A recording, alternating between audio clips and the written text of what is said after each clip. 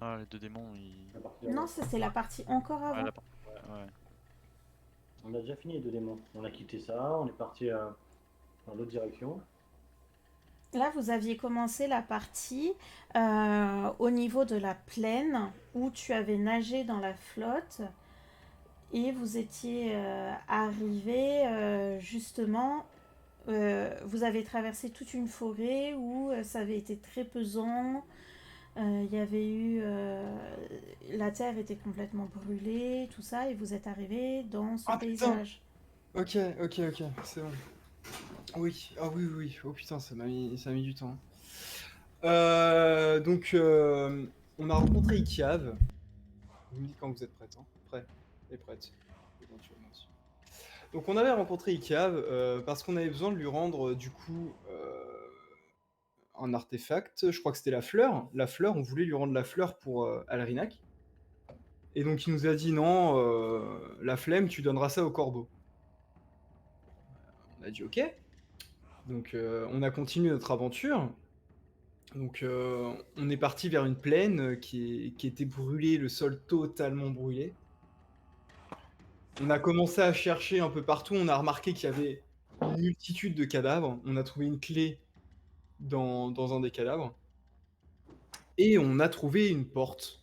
On a essayé de mettre la clé dans la serrure de la porte, ce qui n'a pas marché. On a continué de chercher un peu partout. Raja s'est trouvé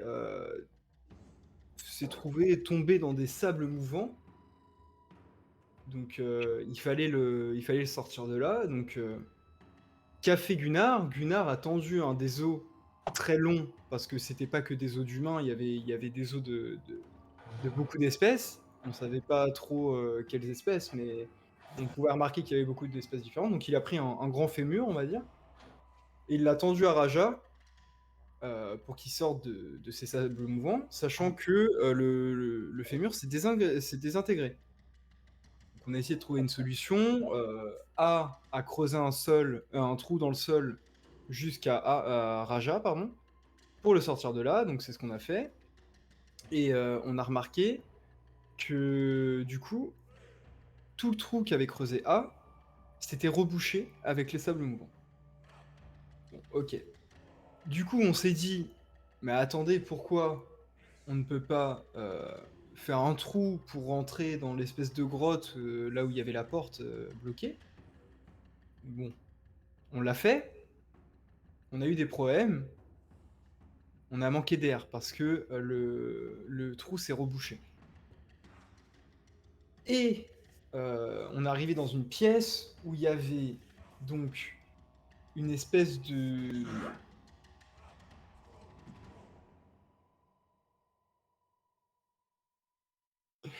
une espèce de stèle, non de support pour accueillir un espèce d'objet rond et des pics autour. On a essayé de chercher un peu partout, sachant que l'oxygène de la pièce, il y en avait de moins en moins. Et il y avait une espèce de fumée rouge aussi à l'intérieur, où il n'y avait pas d'oxygène non plus dedans, et je pense que c'était un peu empoisonné. Et ça se rapprochait de nous. Donc on a essayé de trouver des cailloux qui avaient une forme de rond. On en a trouvé un qu'on a mis dedans, une espèce d'œuf. Les cailloux au sol, il faut dire qu'il y en avait qui avaient des formes de marteau, il y avait beaucoup de choses. Et donc, on avait trouvé une forme ronde qu'on a mis dans le trou, du coup, et il manquait donc des pics qu'on n'a pas réussi à trouver. Donc Raja a eu l'idée de mettre ses griffes, et donc l'atmosphère était revenue à la normale, on avait de l'oxygène ou quoi que ce soit. Et il faut dire aussi qu'il y avait un trou en plein milieu de cette pièce où A voulu descendre et a entendu un grognement terrible, donc il est remonté instantanément. Voilà, bref. Maintenant que on a mis l'œuf et que l'oxygène est revenu et tout, des tableaux nous sont apparus, des tableaux qui, pour Raja et moi, avaient pas énormément de sens. On comprenait plus ou moins, mais il y avait pas plus de profondeur que ça. Donc on voyait que c'était ancien et qu'il y avait une guerre qui s'était faite, mais on n'avait pas très bien compris pourquoi. Gunnar, lui, a tout à fait compris, a vu que c'était extrêmement ancien Et je sais plus exactement ce qu'il avait vu en plus. S'il peut nous Que éclaircir. c'était. Que vous. Enfin, ce que vous savez là, c'est juste que c'est très, très, très, très, Ah, très oui, toi, puissant. tu nous avais pas donné plus d'informations. Ok. Non. Voilà. Ensuite, on a eu des apparitions de plusieurs monstres, on va dire, devant nous. Et on pouvait prier. Ah non, on pouvait prier au milieu. On l'a fait avec Raja. Il y avait une espèce de stèle, enfin d'autel avec des bougies et tout. On a prié avec Raja dessus. C'est ce qui nous a provoqué des apparitions de monstres. Ok, donc des apparitions enfin, des apparitions. Ensuite, on a vu un monstre sortir de cette grotte. Donc on est sorti pour le poursuivre. Et on est tombé sur un petit lutin. Ok, un petit lutin. Un diablotin. Un diablotin, merci.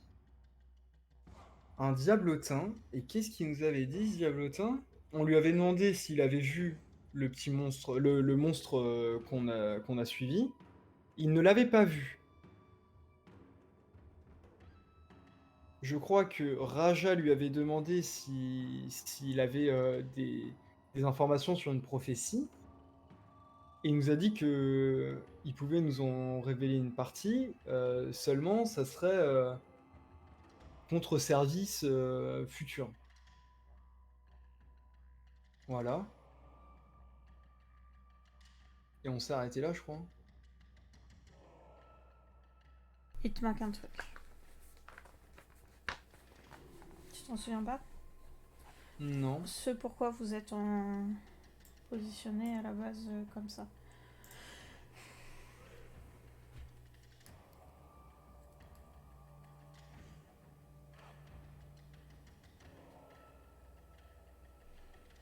En gros, il vous a invité à participer à oh, à une cérémonie avec lui où en gros il va vous faire fumer des herbes pour justement entrer en transe avec lui où des choses vous seront révélées et Ah, et nos noms véritables, bien vu. Ah voilà, oui, c'est et ça. justement il veut vos noms véritables et il aura les informations pour la prophétie de Raja. C'est ça. Et pour avoir les noms véritables, on n'a que comme option de fumer donc cette magnifique pipe. Herbe. Cette quoi? Herbe. Oui, mais dans une pipe, j'imagine, non? Oui, oui. Ouais. Enfin, du moins, c'est ce que tu penses. Ouais, voilà. Tout à fait, tout à fait. Du coup, est-ce que tu te souviens du dernier élément parce que tu t'es parti, t'as enlevé ton casque et t'es parti. Gunnar. De quoi? Qui nous avait donné à fumer? Non, justement que il vous avait invité à participer à cette cérémonie pour fumer et justement à entrer en transe avec lui pour que vos noms véritables soient Oui, les noms révélés véritables. et Ouais, que les véritables noms, oui. il le sache parce que c'était l'une des monnaies qu'il avait négocié avec vous, le nom et un service euh, pour avoir l'information que avait besoin Raja pour sa prophétie. Ok. Voilà. Et c'était pour ça qu'il vous avait fait à nouveau rentrer dans sa grotte pour participer à cette cérémonie. Du coup, c'est bon pour vous? Yes. Ok. Du coup, ça va être de manière du coup HRP, je vous annonce que ça va être une séance un peu spéciale parce qu'il va y avoir quasiment pas, voire pas du tout en fait, d'effets visuels. Et il va y avoir beaucoup d'imagination de votre part que je vais vous demander, étant donné que ça va être une cérémonie de fait de la fumée. Et donc vos personnages vont être en transe De ce fait, je vais vous demander de la concentration, s'il vous plaît. Et Les deux là.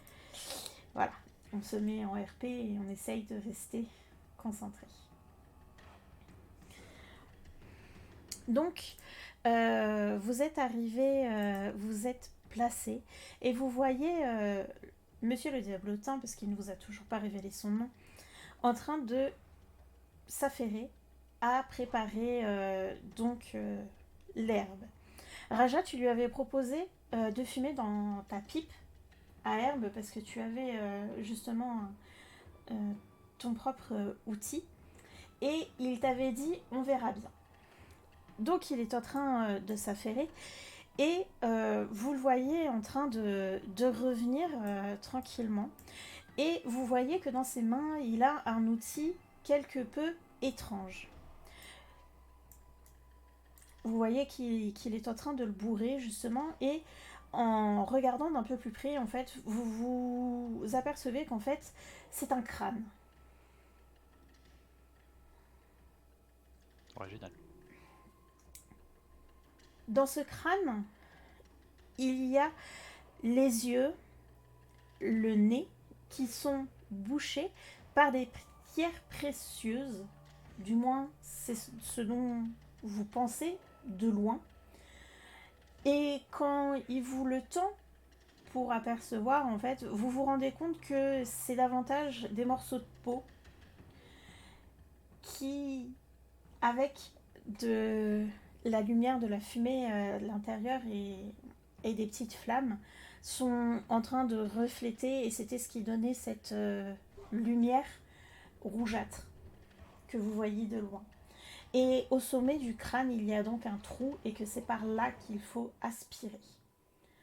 Il se tourne vers toi, Raja, et donc il t'explique que tu ne peux pas fumer dans ta pipe, qu'il faut bien prendre l'air et donc fumer par ce crâne, parce que ça fait partie de la cérémonie. Est-ce que vous fumez tous ? Oui.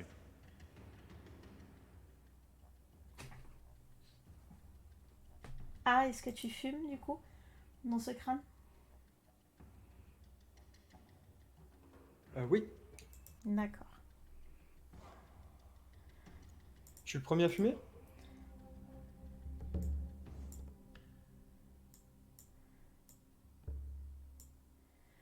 Donc, petit à petit,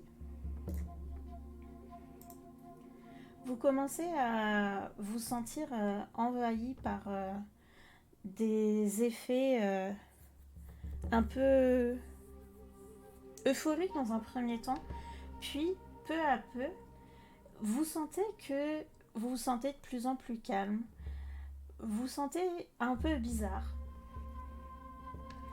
puis vous vous sentez partir, vous vous sentez mou, et vous sentez que vous n'êtes plus réellement dans vos corps. Et d'un coup, vous vous sentez tous les trois être ensemble. Vous vous ressentez tous les trois être ensemble, même si vous ne vous voyez pas. Visuellement, vous êtes tous les trois dans le noir. Vous ne voyez rien. Mais vous savez que vous êtes ensemble. Face à vous, il y a 3 chemins. Ils apparaissent comme 3 fils devant vous que vous pourriez saisir. Ils sont comme un nœud que vous pourriez tenir et s'écartent dans différents chemins. Il y a un fil orange, un fil violet et un fil rose. C'est maintenant à vous de les saisir. Plus loin sur votre droite, il y a également un fil gris. Ils sont tous les 3 bien lumineux, tendus. Vous ressentez exactement la même chose venant des 3. Il n'y en a pas un qui se différencie. Vous ne pouvez pas faire appel à vos dons, à vos capacités, C'est à vous de choisir simplement par un choix en commun accord, tous ensemble.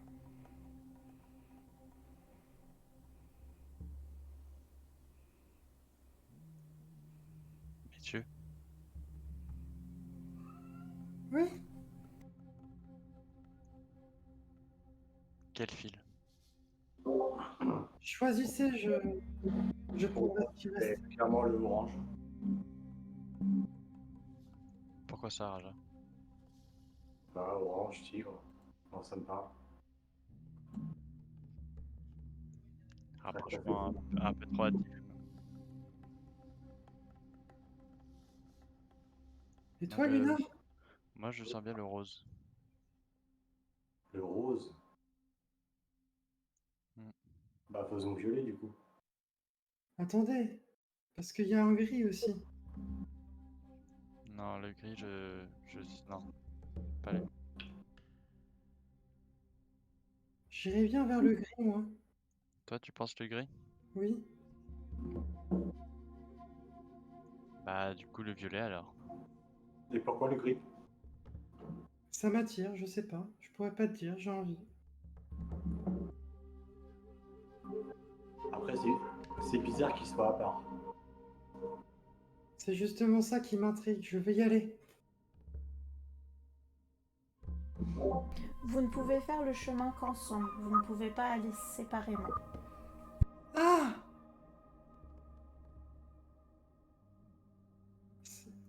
Ah bah du coup les deux côtés m'intriguent. Alors attendez, déjà, choisissons, est-ce qu'on prend une des trois couleurs ou alors le gris? Déjà ça faciliterait bien la tâche. Non, pas le gris. Pas le gris? Non. Pourquoi pas le gris? Tu le sens pas? Oui, il n'y a pas Pourquoi d'autre raison, oui. j'ai une question. Pourquoi est-ce qu'il est à part? Pourquoi est-ce qu'il est Mais pas avec les autres? il faut pas voir ça comme ça. Faut voir les Il- choses comment là? Bah que les autres sont à part du gris? Ben non, parce que les autres sont devant nous. Oui, mais peut-être que c'est nous qui sommes à part. T'es trop fumé, toi. Non mais sérieusement, Vraiment? Tu parles c'est le gris pour toi? pour nous trois. Devant vous, les trois fils, ainsi que le gris, sont tranquillement en train de pulser comme un cœur. Mais c'est quelque chose de très doux. C'est vraiment pas quelque chose d'anxieux, vous ressentez vraiment quelque chose de calme. De la même façon pour le gris.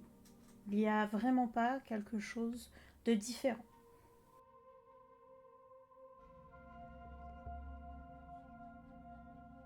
Moi je serais pour le gris, après vous de voir.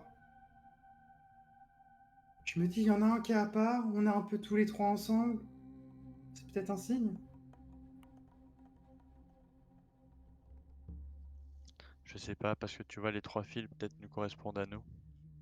Ouais, mais on peut en choisir que un sur les trois. Oui, c'est pour ça, C'est donc là. oui, mais il faut choisir le bon.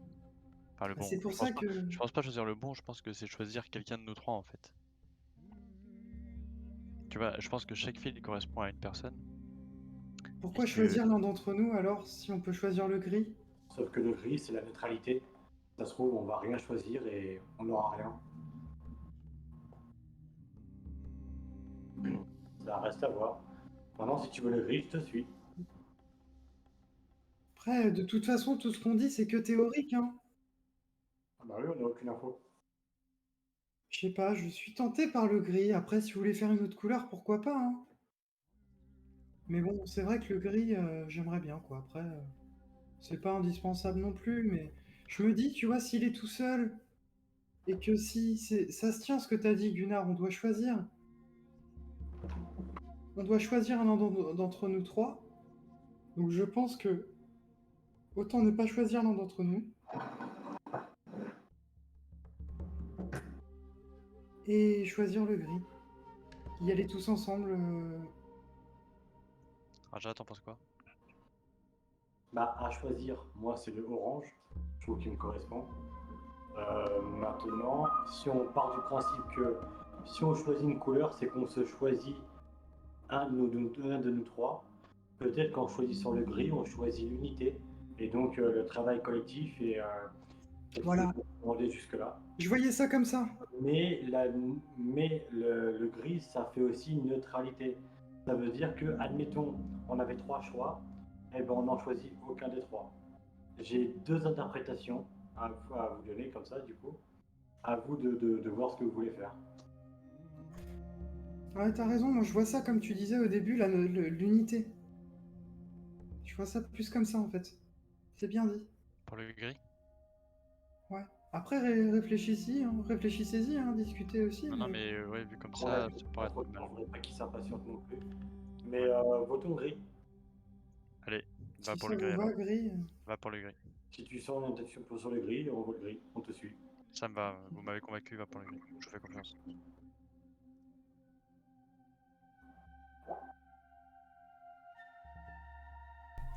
Très bien. Vous vous décalez du coup légèrement vers la lumière du gris, vers le fil gris. Et donc vous avez vous donnez l'impulsion de saisir le fil gris, parce que vous n'avez donc pas de corps.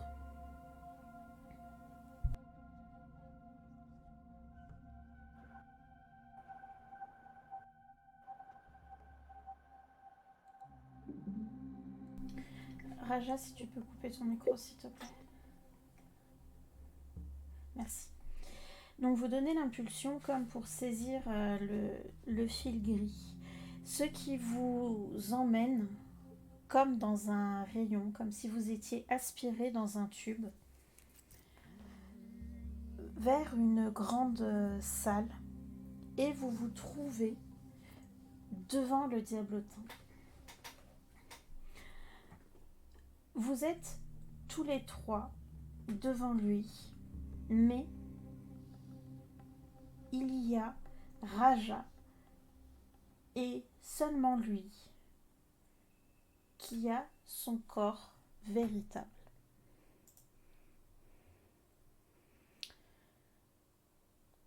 Tous trois, vous pouvez percevoir une salle composée essentiellement de pierre, même si vous ne voyez réellement rien.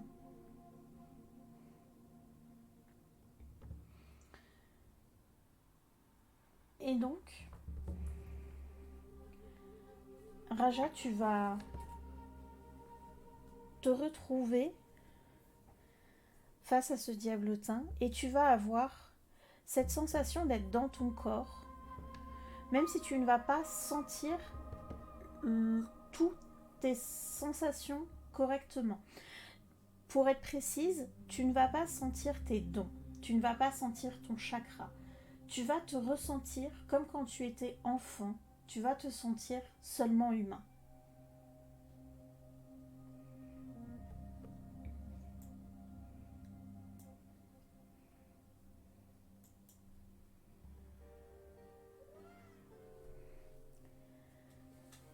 Eh bien, vous avez tout de suite fait le choix du gris. Vous avez tout de suite fait le choix de la prophétie.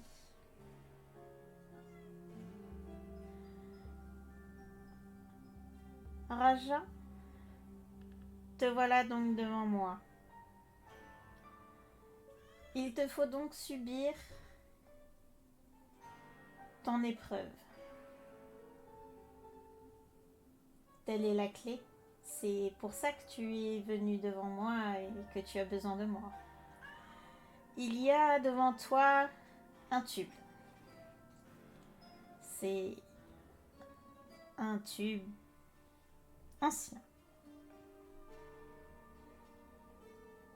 Tu ne sais pas ce qu'il y a dedans, je ne te raconterai pas. Mais il faut que tu y mettes ton bras.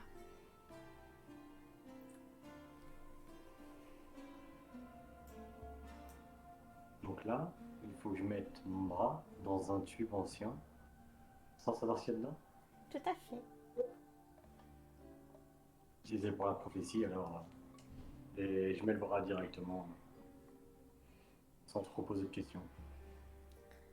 Au moment où tu mets le bras, tu sens comme une sorte de guillotine qui t'emprisonne le poignet. Tu ne peux plus bouger le bras. Ton bras entier est immobilisé. Et il y a une puissante douleur qui saisit ton bras, qui saisit ton poignet. Et tu as de plus en plus mal. Tu ne comprends pas. Et la douleur se fait vraiment de plus en plus intense et tu es complètement paralysé par cette douleur. Le diablotin se présente à toi à nouveau et il te dit: maintenant, dis-moi, quelle est la différence entre un homme et un animal face à la douleur? Entre un homme et un animal, Face à la douleur. il n'y en a pas. Et pendant que tu réfléchis, tu as de plus en plus mal au point où tu es pas loin de tourner de l'œil. Est-ce que tu agis ou est-ce que tu continues à subir la douleur?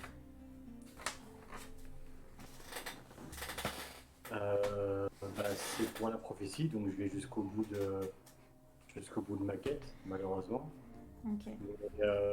J'essaye de lui répondre que il n'y a pas de différence entre l'humain et l'animal face à la douleur.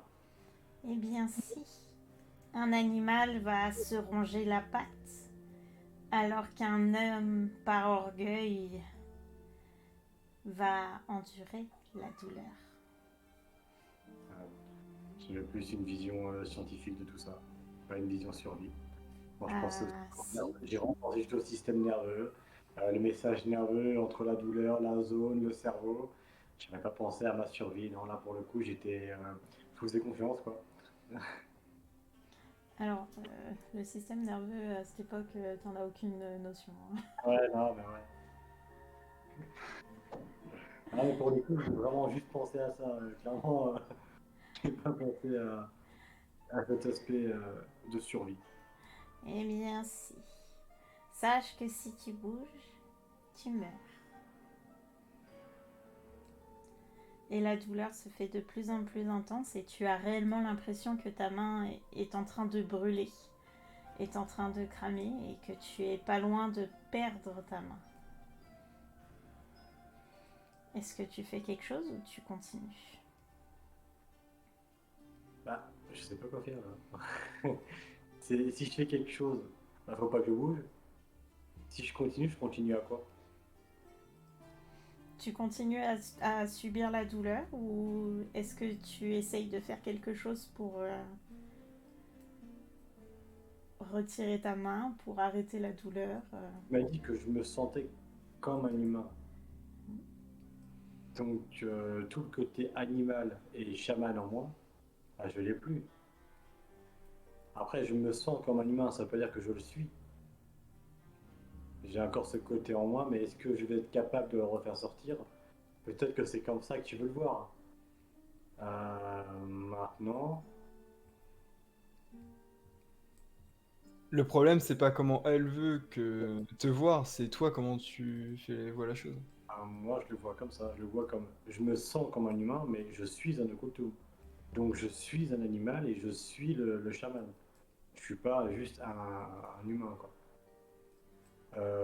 Donc, j'aimerais réagir, j'aimerais puiser les dernières, dans ma source d'adrénaline qui monte malgré la douleur et malgré que je sois sur le point de m'évanouir. J'aimerais tenter de faire fonctionner mon chakra en espérant que ça me libère du truc, du tube, Mhm. dans le sens où je chauffe complètement mon bras et je te tente de faire réagir dessus. Peut-être que c'est ce qu'il attend. il attend une réaction de ma part, vu que de toute façon c'est une quête qui me concerne. Ok. Tu essayes de faire réagir ton chakra et au moment où tu te concentres pour faire réagir ton chakra, tu sens que toutes tes forces en fait elles sont complètement épuisées dans cette douleur. Et en fait, au moment où tu veux libérer ton chakra, la boîte se déverrouille d'elle-même. Et la main que tu pensais être complètement cramée, tu la vois être complètement intacte. Tu n'as rien sur ta main.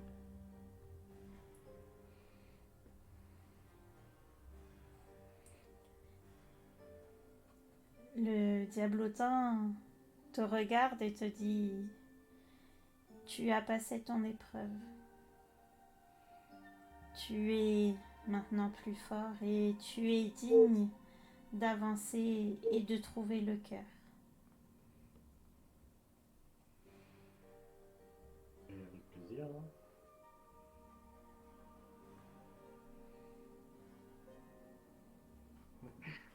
Du moment que je m'approche de mon objectif, moi, j'y vais, y a pas de souci. Si tu n'avais pas pu endurer cette douleur, sache que le cœur n'aurait jamais réagi à toi. Ça va, mais écoute. Pas de souci. Je vous laisse continuer votre introspection. Et vous vous retrouvez à nouveau tous les trois dans cet état de bien-être méditatif. Et vous êtes à nouveau devant ces trois lumières, en absence totale de cette lumière grise qui est à droite. Il y a donc cette lumière orange, violette et rose devant vous. Messieurs, je pense que ces trois Faisons la cordes rose. correspondent. Tu me laisses terminer, s'il te plaît? Je pense que ces trois cordes correspondent à trois, on va dire, épreuves. Pas forcément épreuves, mais trois chemins pour découvrir nos véritables noms. Faisons Donc, la rose, tu voulais la rose. donc, ce que je propose, c'est de les faire dans l'ordre. On va faire orange, violet et rose. Comme tu veux, mais comme on a choisi notre couleur, on peut commencer par la tienne. Hein. Tu nous as fait confiance, maintenant on te fait confiance. Moi, je propose. Du coup, on va commencer par la orange. Du coup, on va commencer par la rose. Hein, Raja, la rose? C'est ok? Raja, tu tranches rose ou orange? Rose, hein? Bah du coup, violet, j'ai tranché. Allez, va pour la violet. Non, non, pas la violet. Hein. Si, la violet. Allez, Non, viens non. pour la violet.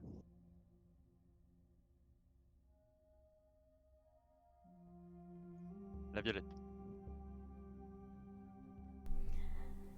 Du coup, de la même manière que pour la grise, vous donnez cette impulsion pour vous saisir de la corde violette. Cette fois, vous arrivez dans un paysage qui est très calme. Vous vous retrouvez face à un paysage qui est un peu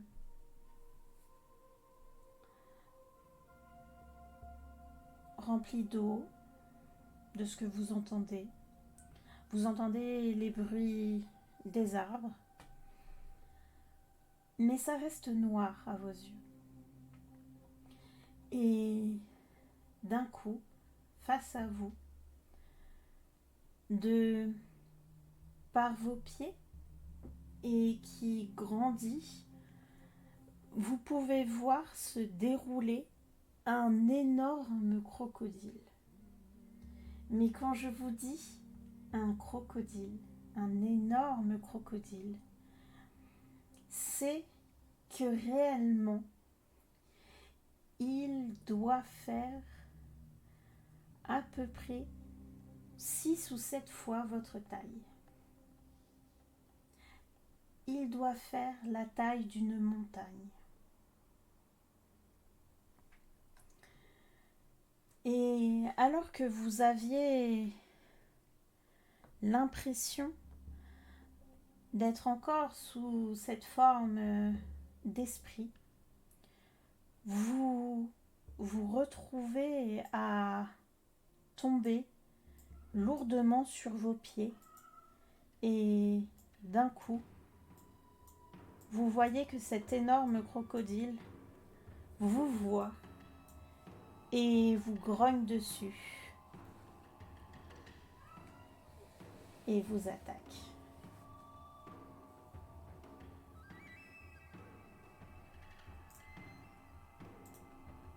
Qu'est-ce que vous faites? Vous avez vos armes sur vous. Je me mets en position défensive. Non, tu l'attaques pas, hein.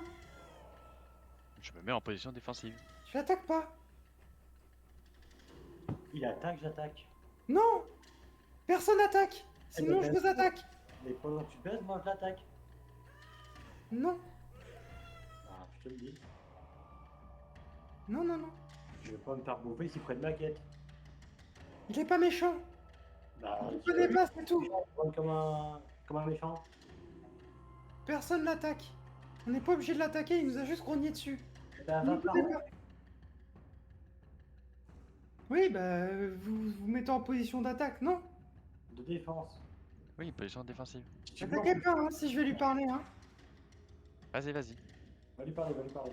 Je pense que c'est... Je suis pas sûr, mais vous avez quelques similitudes entre vous deux, donc Ah bon? Bah, sauf la taille. déjà. Hé! Hé, toi là-haut! Coucou! Tu vois qu'il retombe à 4 pattes et que même à 4 pattes, sa gueule est plus grande que toi. Hé! Comment ça va? Et ça fait longtemps que j'ai pas vu des crocodiles, hein? T'étais où, toi?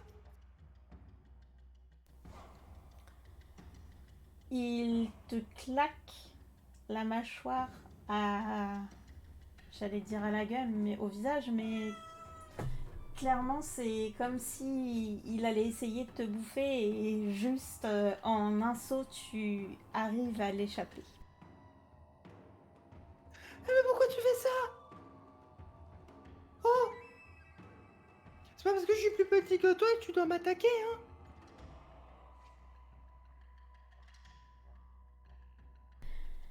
Je sais ce que je fais! Je sais ce que je fais. Pardon. Attends, j'ai une idée. Alors... Ah oui, mais merde, on a plus nos pouvoirs, du coup.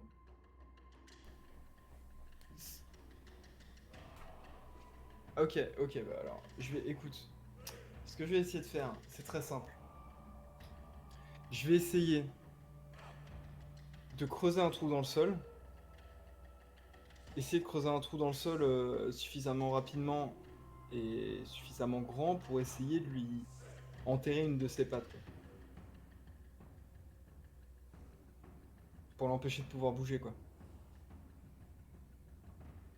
T'as conscience qu'il fait la taille d'une montagne. Le trou que tu vas devoir faire... Ok. bonne chance. Et juste gigantesque. Ok, alors je tente autre chose. Je fais la même épreuve, sauf que je vais pas faire un grand trou, je vais lui chatouiller les pieds. Alors, je précise que... Non, attendez, parce que ça peut paraître bizarre comme ça. J'ai pas envie de l'attaquer, c'est un crocodile. Et puis peut-être que ça va le faire réagir et il va rendre conscience qu'on est gentil. Et qu'on lui veut pas de mal. Mais avant toute chose, je mets mon crâne sur ma tête. Ok. Du coup, tu creuses et tu vas lui chatouiller les pieds. Ok. Et tu vois que ça l'énerve. Ça l'énerve. Et donc, clairement, il s'avance et il essaye de bouffer Gunnar. Du coup, Gunnar, tu me fais un petit jet d'agilité pour voir si tu arrives à l'esquiver.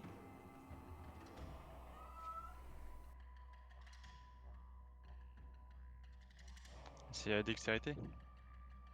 Ouais.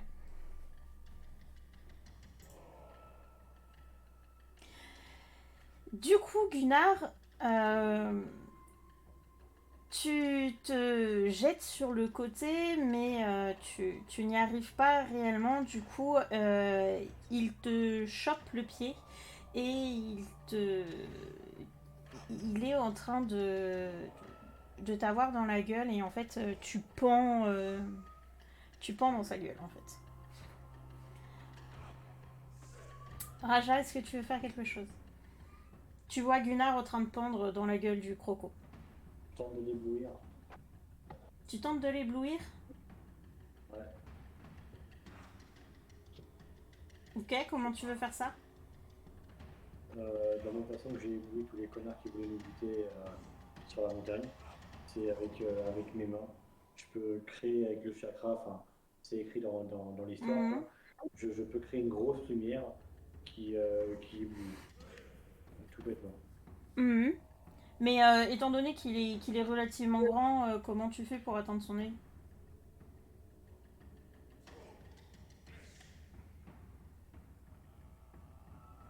Attends, je réfléchis du coup. Vas-y.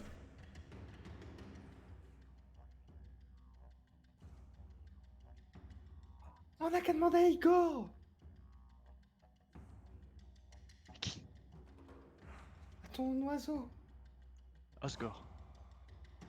Là, Non, mais moi je. le croco, il est comment concrètement? Il est à quatre pattes, Oui, il a l'autre dans la gueule, enfin, la jambe de la jambe de Gunnar dans la gueule. oui. Il est où? En train de chatouiller les pieds sous terre. Ouais, c'est vrai, c'est vrai. Je peux aider moi. Et là, la tête du croco, elle est où? Elle est sur ta gauche. En haut, en Ouais, elle est bas. en hauteur. En fait, il est en train de... Comme font les crocodiles une fois qu'ils ont une proie dans la gueule, en fait. En l'air et en train de secouer pour essayer Alors, de l'assommer, en fait. éblouir, c'est pas la bonne méthode, je pense, pas pour l'instant. Pour l'instant, je vais.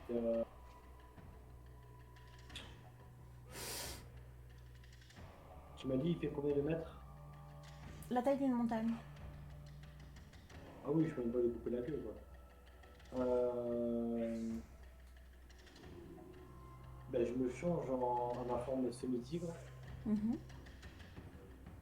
Je sors mes deux dagues. Mhm.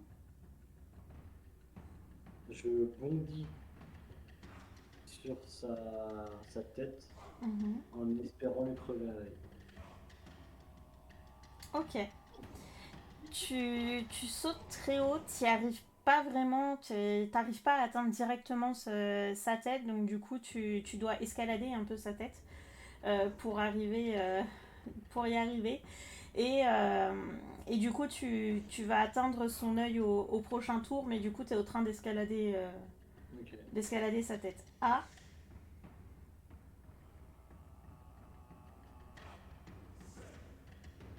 On est d'accord que j'ai mon crâne sur moi. Hein. oui, Il est enfilé là.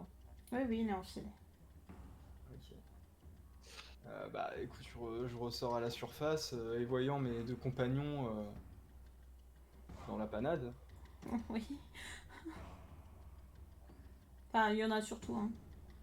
J'ai pas envie de l'attaquer, je vous jure. J'ai pas envie de l'attaquer. Je lui ai chatouillé les pieds, il a pas rigolé aussi, putain. Euh...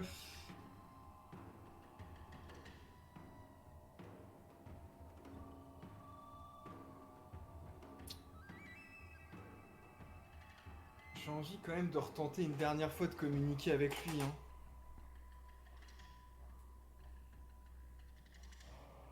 Dans un sens, quoi lui dire? Attendez, excusez-moi, je prends un peu de temps, mais là c'est Vas-y. compliqué comme situation. Je m'aurais bien proposé d'aller faire un bain, mais c'est pas ouf, quoi. C'est pas... c'est pas dingue. Ah putain, je vais être obligé d'y aller, hein. Gunnar est toujours en train de se faire secouer. Ouais, bah ouais, c'est pour ça. Si jamais un petit rappel, ouais, comme ça fait bien. Il réagit pas du tout à la vision de mon crâne sur ma tête. Bah actuellement, si tu veux, il a la tête en l'air en train de secouer Gunnar. Ok, bah écoute, Et toi, je tu vais- fais la taille à peu près de sa griffe. Je vais escalader jusqu'à atteindre son espèce de museau pour qu'il me voie. Parce que peut-être qu'il m'entendait pas en fait. Ok, comment tu fais? Bah je monte et grâce bah déjà compétences basiques de crocodile qui peuvent quand même escalader plus ou moins facilement, mais en plus de ça, s'il y a des gigotages de la part du crocodile, j'ai toujours ma sécrétion qui fait que je peux m'accrocher à lui. C'est juste pour savoir si si tu fais quelque chose, si tu essayes d'aller plus vite que Raja ou pas.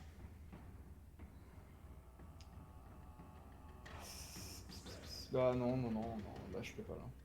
Ok, Gunnar? Un peu dans la panade, le Gunnar, là.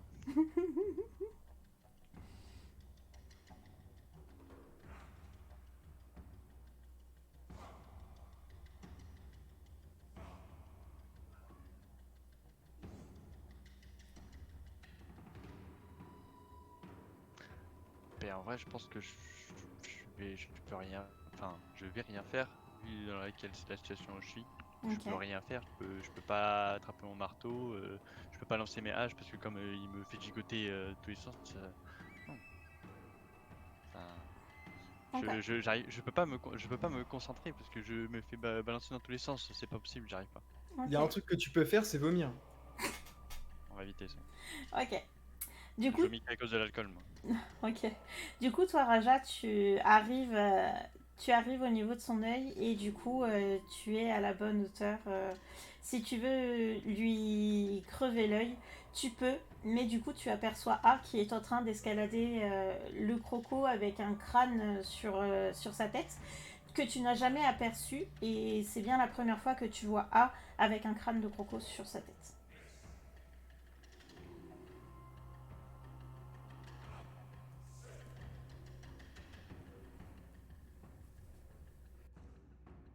Ah, si t'as une idée, c'est maintenant, sinon je lui crève les yeux.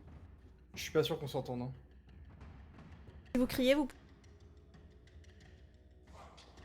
Ne fais rien, j'arrive. Je vais lui crever les yeux. Dépêche-toi. C'est moi qui vais te crever les yeux, laisse-moi. Alors, J'arrive. bah, du coup, je lui fais confiance. Je m'agrippe comme je peux au niveau de son cou.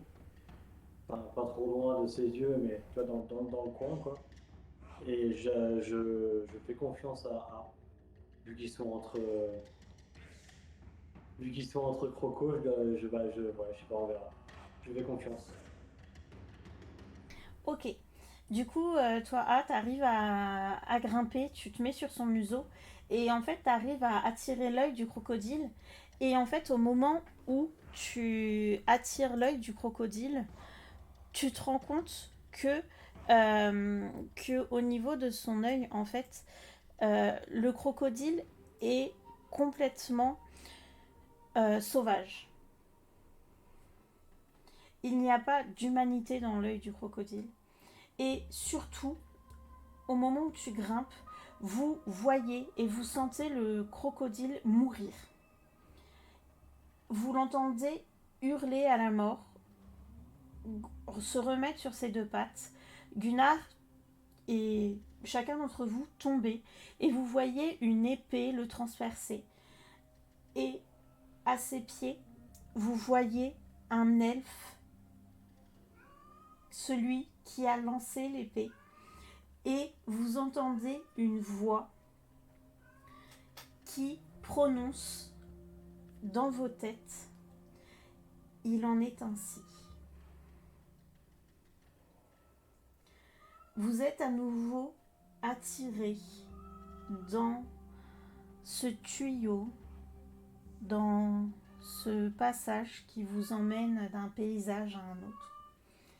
Et cette fois, vous êtes emmené dans un autre paysage. Cette fois, face à vous, il y a un vieil homme dans une grotte, en train de taper sur du métal.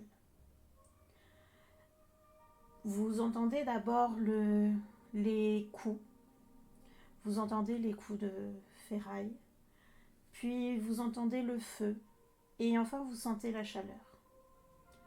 Enfin vous apercevez que c'est une sorte de forge, et vous sentez que vous commencez à apparaître, mais vous ne sentez pas votre corps, vous comprenez pas trop.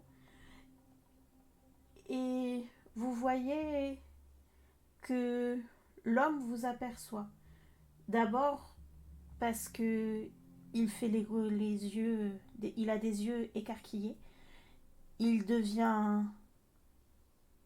un peu blanc et il s'adresse à vous. Cela fait bien longtemps que les anciens ne sont pas venus à moi. Que voulez-vous? Les anciens? C'est ainsi que vous nous avez appelés?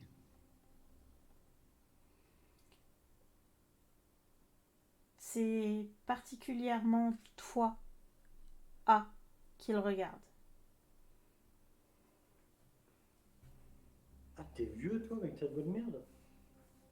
J'aurais jamais cru. Oui, bah oui, et au début j'avais pas cette voix, j'avais fait une malédiction, hein. Merde. Mais pourquoi il me dit l'ancien?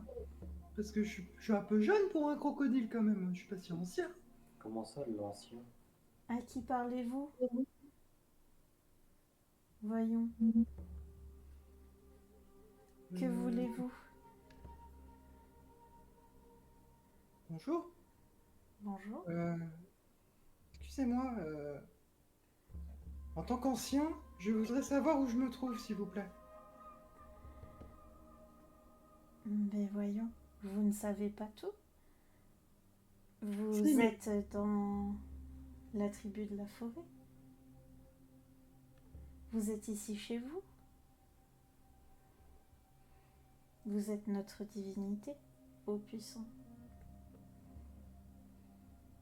Vous êtes nos anciens. Vous êtes nos ancêtres. Et continue à forger.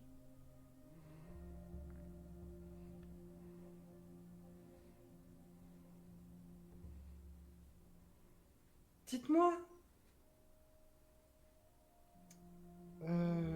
Effectivement, c'était un test, vous l'avez réussi. Second test, que forgez-vous?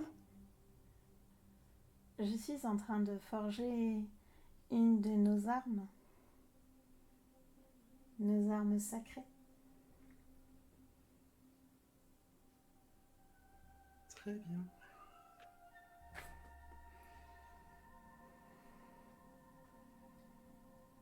N'êtes-vous pas content ou vous venez bénir mon art? Ce qui serait un honneur pour moi. Oui, je viens bénir votre art, parce que, certes, je suis un ancien et je contiens tous les anciens, tous nos anciens. Seulement, je respecte chacun d'entre vous, comme si vous étiez mes fils. C'est un honneur, je vous remercie.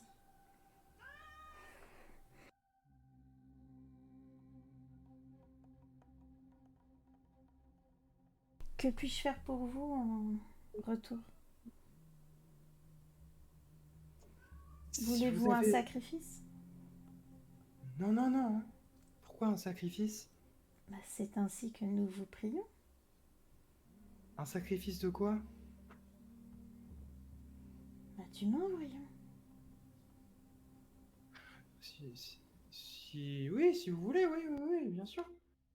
Évidemment, évidemment, ça m'aiderait beaucoup, ça me ferait plaisir. Très bien, je ferai cela ce soir.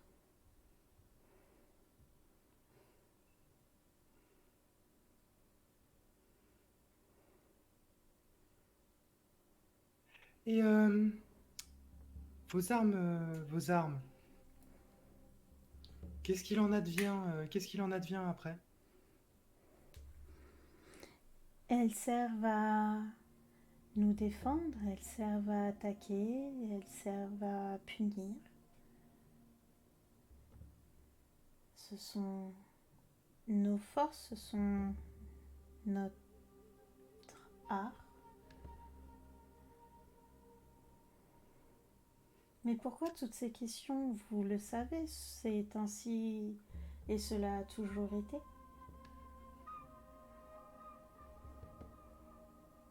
Oui, oui, oui, oui, oui, bien sûr. Mais en fait, quelques fois dans l'année, je descends pour tester mes enfants. Mais En quel pourtant, et du coup, cela fait bien longtemps qu'il n'y a pas eu d'ancêtres qui sont venus. c'est d'ailleurs pour ça que je suis un peu perdu. Je voudrais savoir en quelle année on est exactement. Et à ce moment-là, vous sentez que vous êtes à nouveau aspiré. Vous repartez et vous sentez que le voyage se poursuit. Cette fois, vous êtes transporté dans un paysage tout à fait différent. Vous commencez à entendre la pluie qui fait un bruit différent de tout ce que vous avez pu entendre. Vous n'arrivez pas à comprendre sur quoi la pluie tombe. Mais vous comprenez que vous êtes à l'abri de la pluie. Puis, il y a du feu qui crépite. Il y a beaucoup de bruit autour de vous. Peu à peu, vous comprenez que c'est des gens qui parlent, qu'il y a de nombreuses personnes. Puis, d'un coup, vous sentez que vous êtes dans des corps, mais vous sentez que ce n'est pas les vôtres. Vous n'arrivez pas à les mouvoir. Tout ce que vous pouvez faire, c'est voir, et vous comprenez rapidement que vous pouvez parler. Gunnar et Raja, vous vous tenez debout, et toi, tu te tiens assis. Tu te tiens assis dans un siège qui est en bout d'une grande salle, d'une grande pièce, qui est une maison, qui est une sorte de grotte. Il y a un feu au centre qui tient chaud. Il y a des personnes en forme de crocodile, il y a des personnes en forme d'humain. Il y a des fourrures un peu partout, il y a des peaux. Et surtout, face à vous, à genoux, avec des fers, il y a un homme entouré de 2 hommes qui sont armés. qui attendent. L'un d'entre eux vous regarde, puisque Gunnar et Raja, vous êtes assis de part et d'autre de A. Vous sentez, vous percevez que vous êtes ensemble. Vous savez pas réellement comment ni pourquoi, mais vous savez que c'est A qui est au milieu. Et donc vous comprenez assez rapidement que Gunnar et Raja, vous êtes de chaque côté du siège. Et donc il y a un homme à côté donc, de ces deux gardes et de cet homme au centre qui est à genoux et menotté, enchaîné tout du moins, qui explique, qui s'adresse à toi à...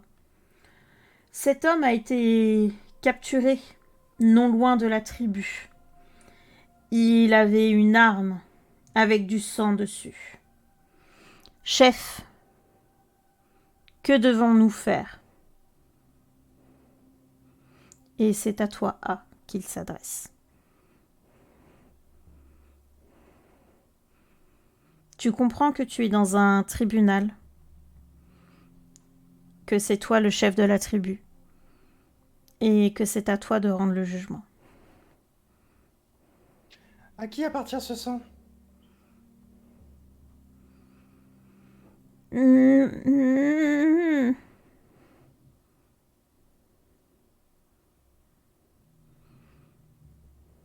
Et vous, vous autres? Est-ce que vous avez des infos concernant ce sang? Est-ce que quelqu'un a regardé ce que c'était?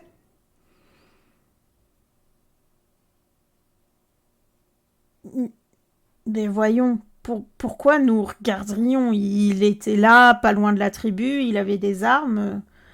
Notre principal... ce que nous devions faire, c'était protéger notre tribu. Soit, tuez-le alors.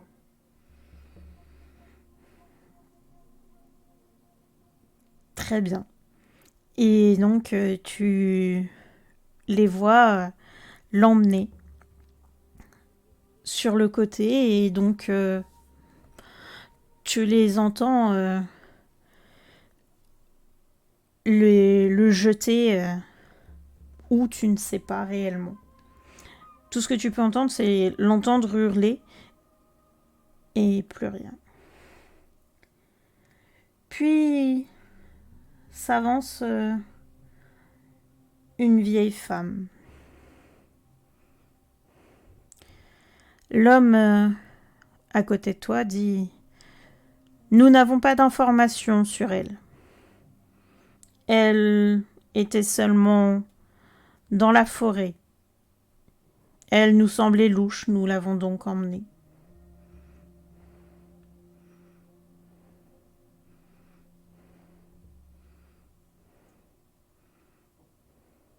Laissez-la repartir.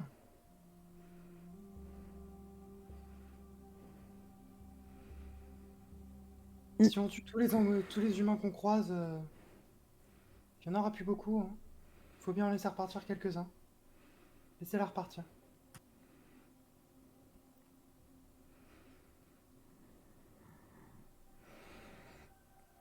Et tu vois que les gardes et surtout toute ta tribu commencent à protester et surtout à crier très fort. Elle commence à partir et en se retournant, elle s'en va. Elle te fait un petit clin d'œil et elle te semble étrangement familière.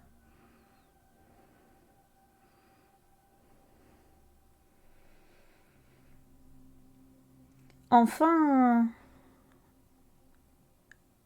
s'avancent deux gardes, puis deux autres. Et face à toi, il y a deux ados. Tu vois que dans leur regard, il y a quelque chose de rebelle, mais qu'ils sont tremblants de peur. Ceux-ci étaient en train de courir et s'approcher peu à peu de la tribu.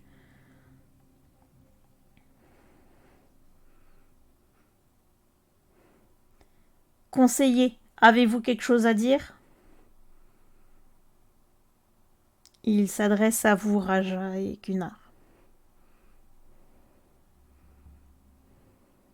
Seul l'ancien peut en décider.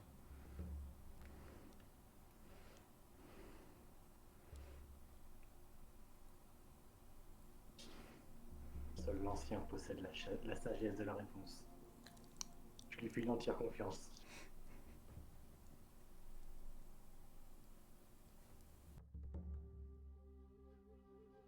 Qu'êtes-vous venu faire là?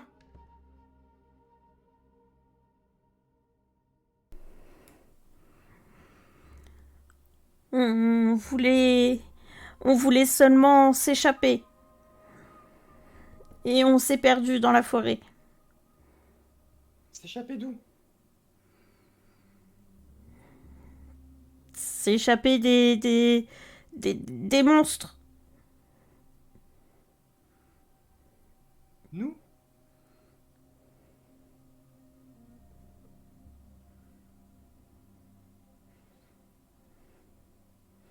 Non. Vous êtes sûr? Bah sinon, on serait pas revenu vers vous. Qu'est-ce que vous fuyez au juste comme monstre? On sait pas, on les a juste entendus. Ils sont venus dans notre village et nous, on a essayé de sauver notre peau.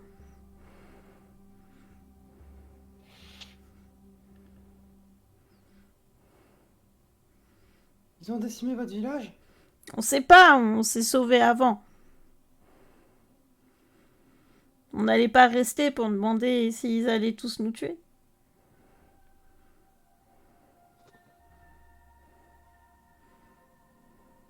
Qu'on les enferme! Qu'on les enferme, je déciderai de leur sort plus tard.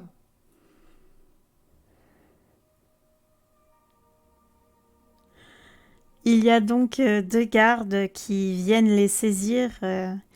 Le garçon est en train de donner des coups de pied un peu partout pour essayer de se libérer, mais la fille baisse la tête et se laisse faire complètement à bout de force, et comme si elle savait qu'elle allait déjà mourir. Nous irons vérifier ces dires auprès de leur village. Il y a maintenant un garde qui vient et qui jette à tes pieds une masse difforme, des cheveux dans tous les sens, tu ne vois pas le visage, tu ne vois pas ce qu'il y a en dessous, des vêtements qui sont des loques, qui recouvrent tout, tu n'arrives pas à voir. Et la personne qui est à côté et qui fait des annonces s'adresse à toi en disant: voici la démone, elle a purgé sa peine de 150 ans dans nos cachots comme vous le vouliez. Qu'est-ce qu'on en fait maintenant?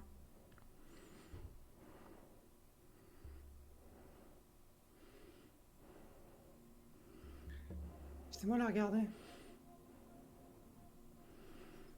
Elle est à vos pieds. Ouais, je la regarde.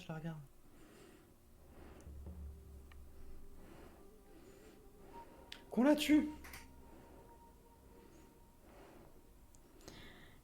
Elle relève la tête face à cette annonce. Et tu vois enfin son visage. Et tu t'aperçois que c'est la démone dont tu étais tombé amoureux. Ta démone de pierre.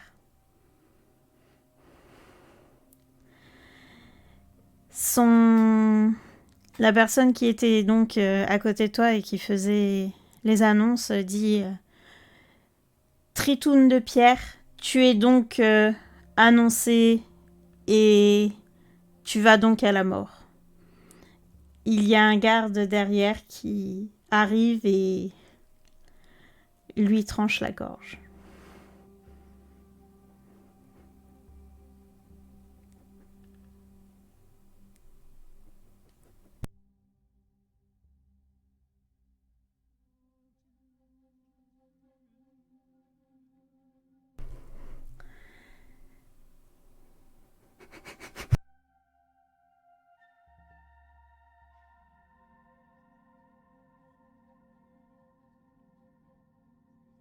Tu peux me donner la mort ou pas?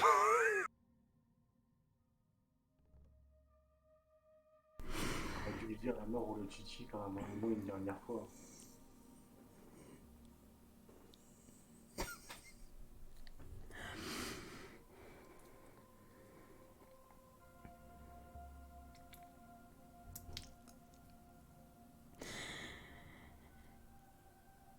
Il y a à ce moment-là un grand tremblement de terre et vous êtes à nouveau aspiré dans ce grand tube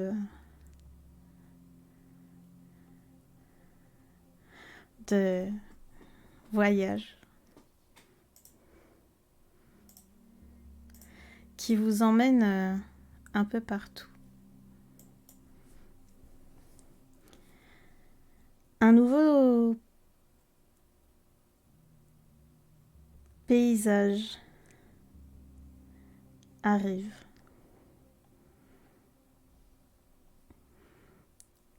De nouvelles sensations se présentent. Et cette fois, A est dans son propre corps. Raja et Gunnar, vous vivez une sensation particulièrement bizarre. Parce que vous êtes également quelque part en lui. C'est-à-dire que vous ressentez toutes les émotions et tout ce qu'il va pouvoir ressentir.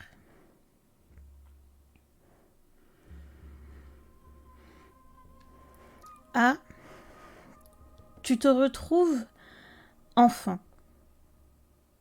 Tu te retrouves au moment où ton village a été décimé.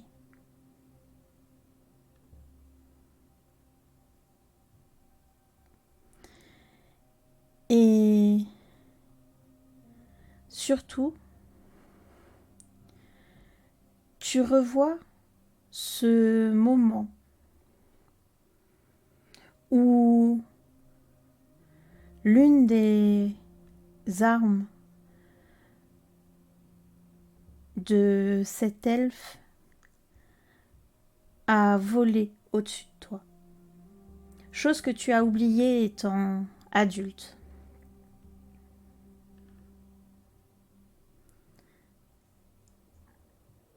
Excuse-moi, j'ai pas bien compris cette phrase. Il y a un Tu... elfe qui a volé. Non, les armes. Il a lancé une arme.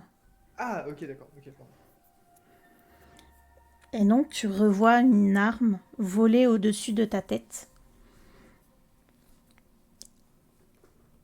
Et c'est une scène donc que tu as oubliée en étant adulte. Donc vous ressentez tous la peur qu'il a eue à ce moment-là, l'incompréhension. Et du coup tu vois cet elfe avec cette grosse cicatrice sur le visage. Tu l'entends marmonner quelque chose. Tu ne comprends pas correctement ce qu'il dit. Mais ce que tu peux arriver à comprendre,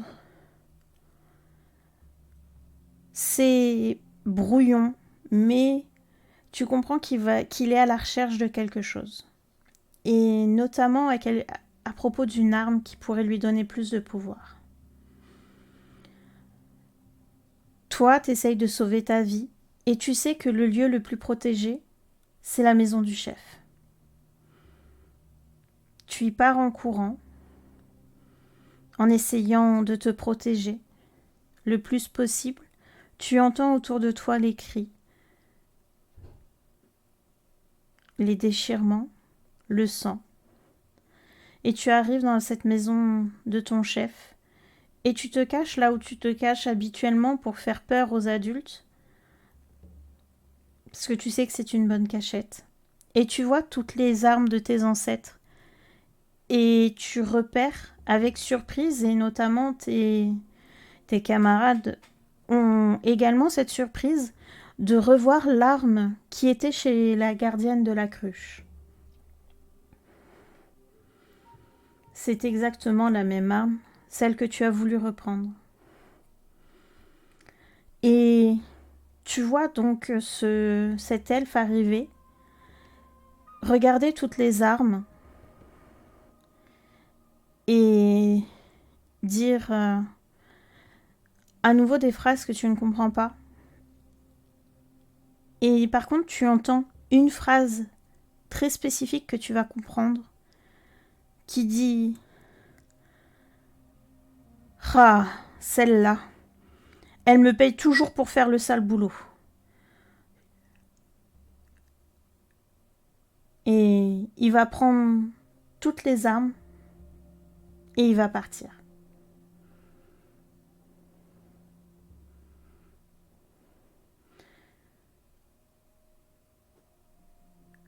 Vous êtes à nouveau inspiré dans ce tube,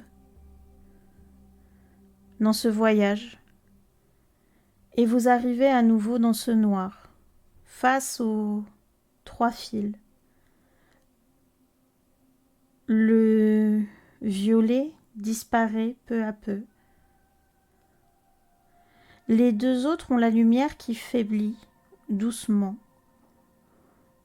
qui se mettent en veille, comme s'ils vous laissaient le temps de vous remettre de vos émotions.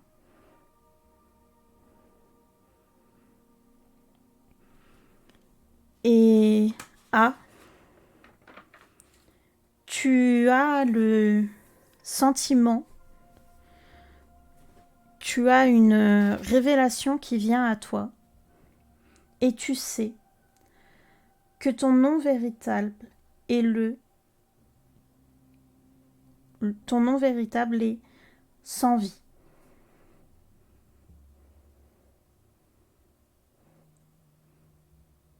Tu ne connais pas l'écriture exacte, mais tu sais que c'est sans vie.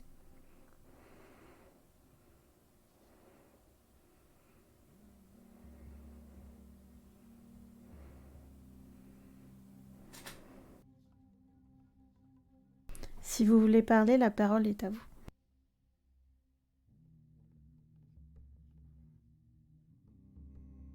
J'ai 100% fait une bonne décision là-dessus. Si je l'ai enfermé 150 ans dans ce cachot, c'est normal que je la tue. Elle a fait quelque chose de mal, hein. Je m'en fous. T'as retrouvé ta voix ou... Ah, pardon? Non, mais quoi? J'ai cru qu'à parler, vous pouvez parler entre vous. Ah! Ah!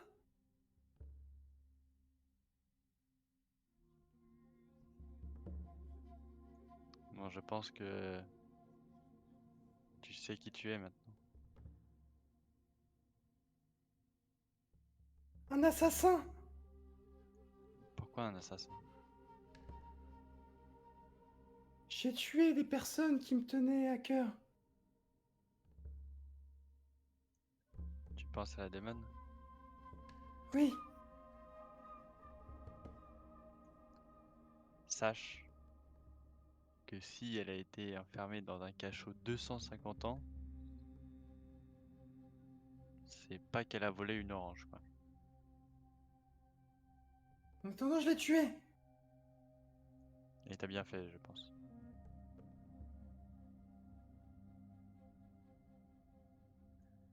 Bon, il reste Raja et moi. Le fil orange ou le fil rose? Fil rose. On va pour le rose. Allons-y pour le rose alors.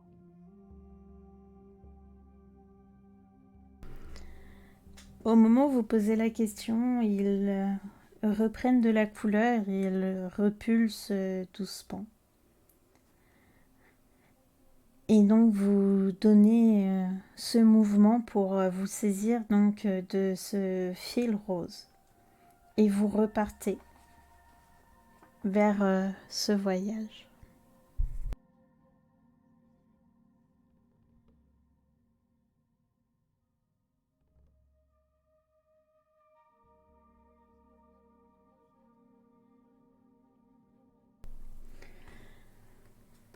Vous arrivez dans un paysage qui est totalement différent. Totalement différent parce que le premier paysage qui vous accueille est une lumière complètement éclatante. Tellement éclatante que avant que ça soit le sens auditif qui arrive à vous, c'est celui de la vision. Et cette lumière vous rend aveugle. Vous êtes complètement aveuglé par une lumière blanche. Ensuite vient le son. Et contrairement à cette lumière blanche qui vous donnait une sensation de pureté, vous entendez un cri déchirant. Le cri d'une femme qui hurle de douleur, qui, on pourrait dire, hurle à la mort. Puis tout prend une couleur violette, sombre, puis noire. Et vient les paroles avec une voix très grave. Par ton péché, te voilà maudite.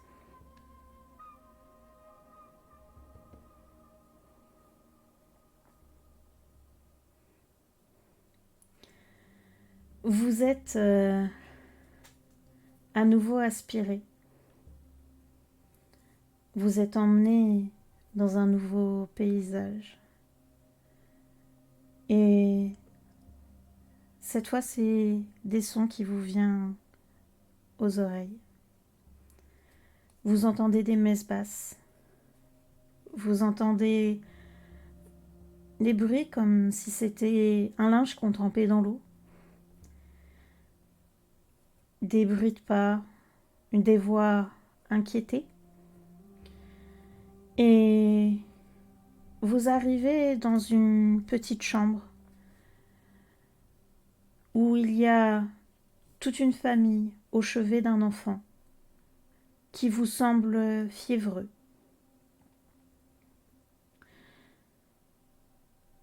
Vous êtes en quelque sorte en lévitation au-dessus de ce lit.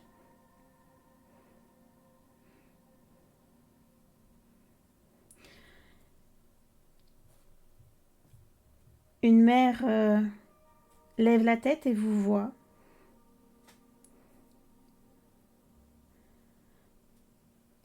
Et elle s'adresse à vous. Mais pourquoi? Pourquoi punissez-vous mon enfant?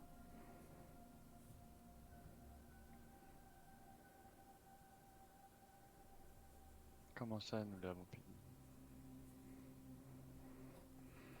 Vous êtes nos ancêtres. Qu'avons-nous fait pour vous déplaire?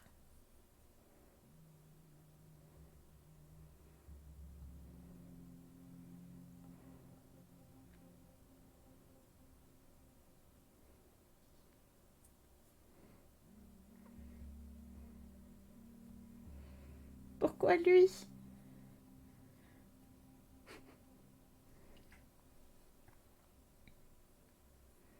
Comment ça, vos ancêtres?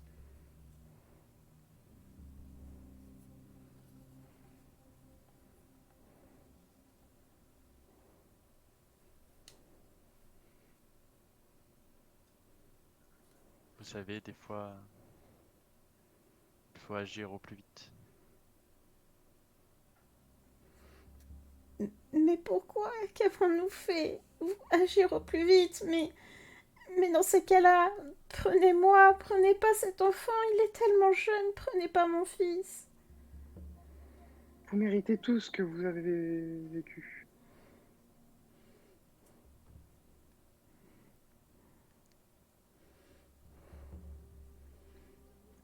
Désolé, par avec un peu trop d'honnêteté. Des fois, il faut faire des choix.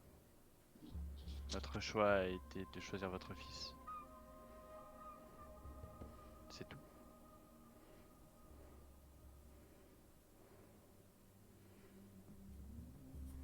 Mais pourquoi? Il a rien fait, sauvez-le s'il vous plaît, je ferai ce que vous voulez. Il a rien fait. Vous osez dire qu'on agit de manière injuste? Nous, vos ancêtres?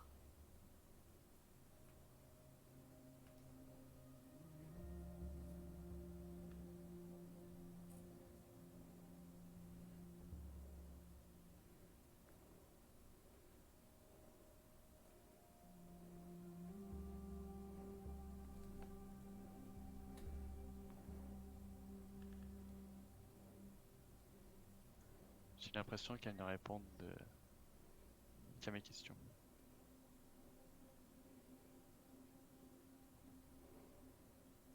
Ai-je raison? À qui parlez-vous? À vous? Vous n'êtes pas seul. Non, je ne suis pas seul. Je suis désolée, je ne vois que vous. Je suis désolée. Ce n'est pas grave. Dites-moi, votre petit là, qu'est-ce qu'il a? Il est fiévreux, il est malade, on n'arrive pas à le soigner. Laissez-moi voir.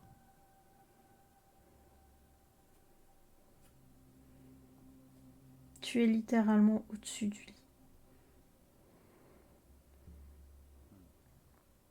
Je vois. Je suis désolé, mais votre fils est condamné.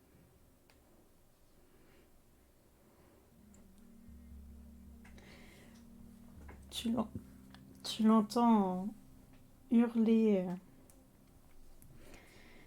et pleurer tout ce qu'elle sait. Et vous êtes à nouveau aspiré en partant de ce lieu où tu viens d'annoncer la mort de l'enfant. Vous arrivez maintenant dans un paysage qui est tout autre, puisque vous êtes au bord d'une rivière. Il y a face à vous un bateau. Et dans ce bateau, vous pouvez voir qu'il y a de nombreux cadavres. À côté de ce bateau, vous voyez qu'il y a des blessés et quelques hommes qui sont encore debout et vaillants. Mais surtout, il y a un homme qui se tient droit, fort et bien bâti. Et cet homme vous voit.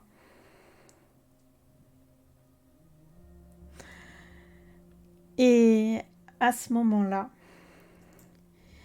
il arrive face à vous et vous tombez à nouveau avec vos armes. Et il vous fonce dessus. dégaine son arme et vient littéralement se jeter sur toi, Raja, pour te pourfendre. Là, c'est pas, il y a le temps de se mettre en position de défense. Il arrive en t'attaquant et si tu ne réagis pas immédiatement, il te transperce de part en part.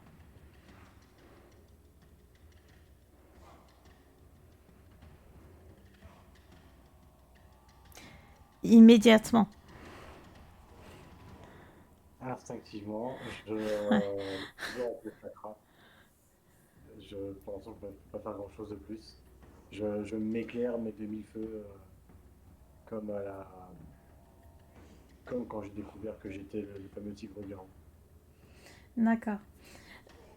Tu essayes de t'éclairer de mille feux, mais comme vous êtes dans un voyage éthéré, tu ne peux pas faire appel à toute ta puissance. Donc tu arrives à, à l'aveugler, en effet, mais tu vas l'aveugler de la même manière que vous avez été aveuglé par la lumière. Donc c'est-à-dire qu'il va être aveuglé temporairement, mais sa vision ne va pas être touchée. Donc il arrête de te charger, mais Le temps de... il va pouvoir réagir à nouveau. ce laps de temps, je m'en sers pour esquiver, Ouais. dégainer mon poignard et attaquer à mon tour au niveau de sa gorge. D'accord.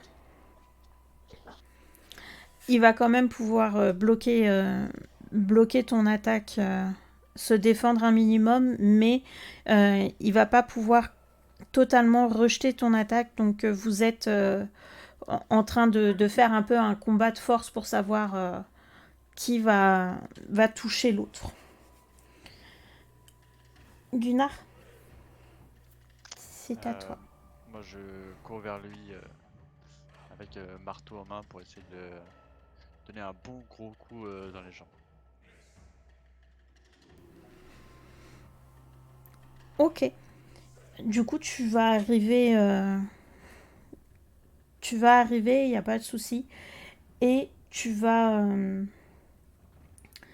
lui donner un coup dans les jambes, ce qui va le faire tomber au sol. Sans problème. Ah, Pendant ce temps-là, moi, grand guerrier, je lui crache à la gueule. Je lui crache sur les yeux pour essayer de l'aveugler, quoi. ok. Du coup, tu lui craches à la gueule et tu l'aveugles complètement. Et ce qui fait que maintenant, il est devenu complètement aveugle. Il vous regarde et... Enfin, il vous regarde. Il regarde vers le ciel en hurlant, de douleur. Et il va s'arrêter d'hurler de douleur. Et il va se poignarder le cœur de lui-même. Et il va dire... Ouais, on en a perdu un.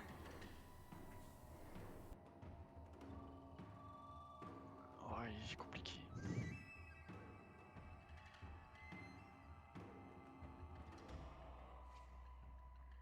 C'est bon, il est de retour. He's back. Attendez, il y a un petit problème technique avec Discord, il s'est éteint tout seul. D'accord. Il en a plein le fion. Ah bon? Ah, ça y est.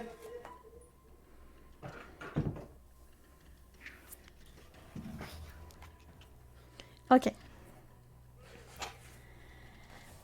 Du coup... Redis peut-être. Du coup, il regarde vers le ciel aveuglé et il hurle de douleur et il va venir se poignarder le cœur de lui-même et il va dire il en est ainsi.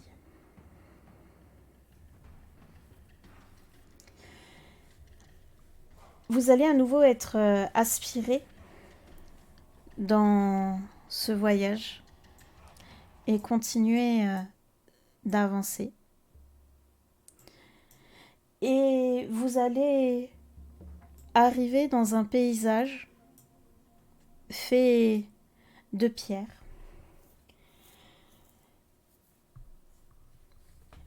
Il y a des monolithes tout autour de vous et un petit autel de pierre qui se tient à tes genoux, Gunnar. Tu es le seul à être présent de manière physique. Il y a un homme de l'autre côté de l'autel. Il tient entre ses bras un paquet que tu ne vois pas bien. Tu ne sais pas ce qu'il y a dedans. Il est enroulé d'une sorte de peau. Tu sais qu'il te voit, mais tu ne peux pas parler. Il pose le paquet sur l'autel. Tu l'entends dire « Pour vous, ancêtres, pour vous, démons puissants. » Et il est en train de... Il se met à défaire le paquet et tu vois que c'est un bébé. Et que le bébé est vivant.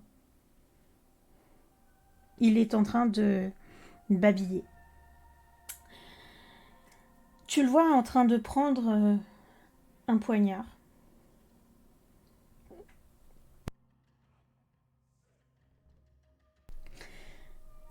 Et il dit « Accordez-moi votre bénédiction. Accordez-moi votre pouvoir. Je vous donne en contrepartie mon premier-né. » Et il plante son fils dans le ventre et laisse son poignard dans le ventre de son fils, qui évidemment pleure, hurle, est toujours vivant parce que aucun organe est touché, vitaux. Il se lève et tu vois qu'il y a des larmes sur son visage, mais il se retourne et s'en va.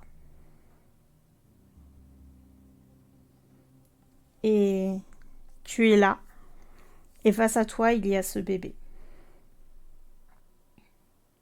qui reste là, qui est encore vivant quelque temps, avant de rendre son dernier souffle. Et puis, vous êtes à nouveau aspiré.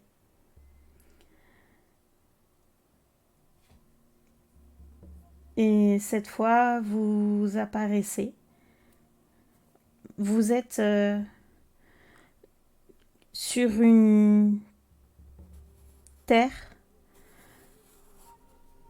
qui, vous semble-t-il, est un village ou même une grande ville. Mais vous ne reconnaissez pas l'architecture. Vous pensez que c'est une ville, mais vous n'en êtes pas sûr parce que tout autour de vous, il n'y a que des flammes. Tout est en ruine et surtout, il y a du combat tout autour de vous. Et puis, vous entendez des bruits bizarres sous vos pieds. Vous sentez que sur le sol, il y a des choses très étranges. En effet, quand vous regardez particulièrement, vous voyez que sur le sol, ce ne sont pas réellement des morceaux de pierre, que ce n'est pas de la terre, que ce n'est pas du pavé, mais qu'en fait ce sont des morceaux de cadavres, que c'est des corps, tout simplement. Qu'il y a du sang partout. Vous vous mettez à avancer, et plus vous avancez, plus il y a des corps, plus il y a du cadavre. Et ce qui est censé représenter, ce qui est censé être une place centrale, le centre du village, le centre de la ville, n'est maintenant que une sorte de petite colline de cadavres. Et au sommet, il y a un démon. Et vous y revoyez cette lumière blanche. Et surtout, vous réentendez la phrase que vous avez entendue. Par ton péché, te voilà maudit.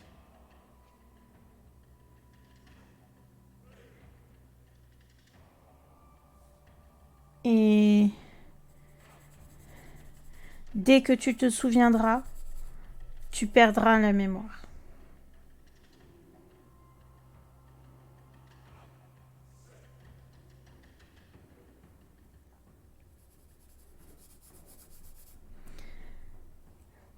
Vous êtes à nouveau aspiré.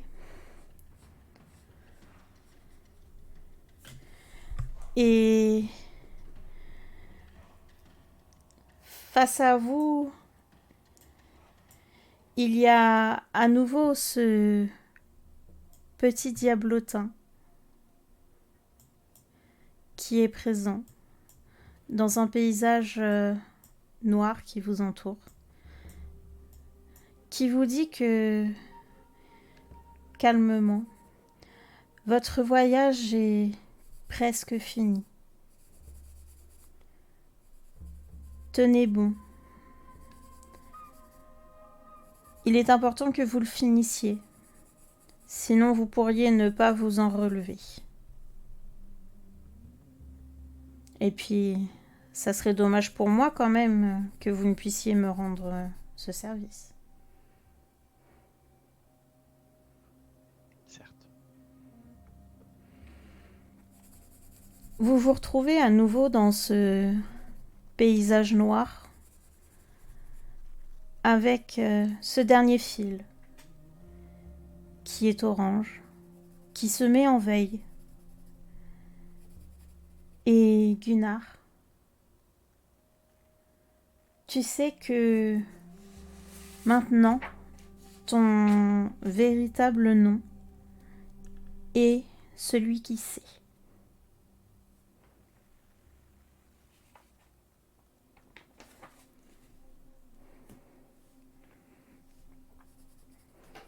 Attends.